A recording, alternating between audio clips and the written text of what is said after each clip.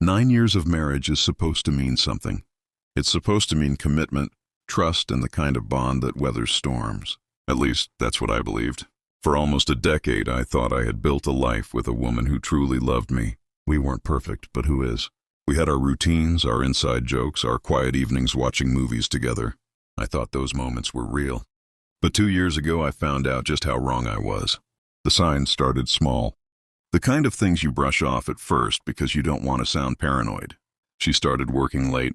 At first, it made sense. She had a big project at work and long hours came with the territory. But then it became a pattern. Nights where she didn't come home until after I was asleep. Mornings where she seemed exhausted but also oddly energized, like she was hiding something. And her phone, suddenly it was always face down on the table, always locked with a new password she never told me. If I even reached for it to check the time, she'd stiffen like a soldier caught off guard. My gut told me something was wrong, but my heart didn't want to believe it. I loved this woman. I had given her 9 years of my life, and I didn't want to be the husband who jumped to conclusions.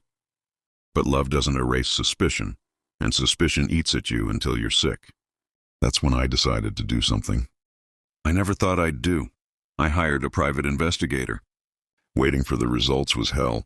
Every day I came home and looked at her, wondering if the manila envelope waiting to be delivered would confirm my nightmares. 2 weeks later, it did. The PI handed me a folder filled with photographs and screenshots. Her car parked outside a hotel. Her hand entwined with her co-workers. Messages that left no room for denial. My world collapsed in an instant. I remember sitting in my car after the PI left, staring at those pictures. My hands trembled so badly I could barely hold them. My stomach turned over, and I thought I might actually throw up. The woman I promised to love for life was betraying me. All the nights I had trusted her, all the sacrifices I made, all the love I had poured into our marriage, it was nothing to her. I wanted to go home and scream at her, demand answers, throw her things into the street. My heart was a bomb, seconds away from exploding. But then something stopped me. The prenup. When we got married, we had agreed on a prenuptial agreement. The terms were simple. If either of us filed for divorce before we reached 10 years, our assets would be split down the middle. But after 10 years, we each left with what we came in with. And I came into this marriage with far more than she did. I had savings, investments, property. She had little more than debt and a starter job. If I divorced her immediately, she'd walk away with half of everything I owned. But if I waited until our 10th anniversary, she'd leave with nothing but what she brought in. That realization hit me like a wave of cold water. My emotions screamed for me to confront her, but my logic whispered something different. Patience, strategy, revenge. I didn't need to blow up my life for her mistake. I could wait. I could bide my time, and when the 10 years were up, I could end it on my terms. I called my lawyer. He confirmed what I already knew. If you can stomach it, he told me, wait. Don't give her the satisfaction of taking half of what's yours. That was the moment. My plan was born. I would endure. I would let her believe she was safe. And then, on the day she least expected it, I would destroy her world the way she destroyed mine. The first few months after finding out were brutal. Every time I looked at her, I saw betrayal. Every time she smiled at me, I saw lies. But instead of drowning in the pain, I redirected it. I joined a gym. At first, it was just a way to sweat out the anger, to channel the energy that threatened to eat me alive. But soon it became something more. I pushed myself harder than I ever had before. I reshaped my body, built muscle, gained strength. I started to look in the mirror and see someone new, someone stronger, someone who wasn't broken. It wasn't just physical. I took a promotion at work I had always turned down before, afraid it would mean less time at home. The irony wasn't lost on me. Suddenly, I didn't care about spending less time with her. In fact, I welcomed it. The job gave me purpose, independence, and more financial security. Piece by piece, I rebuilt myself into a man who didn't need her at all. And then I began my real revenge. Ever since the day I found out about her affair, I haven't touched her.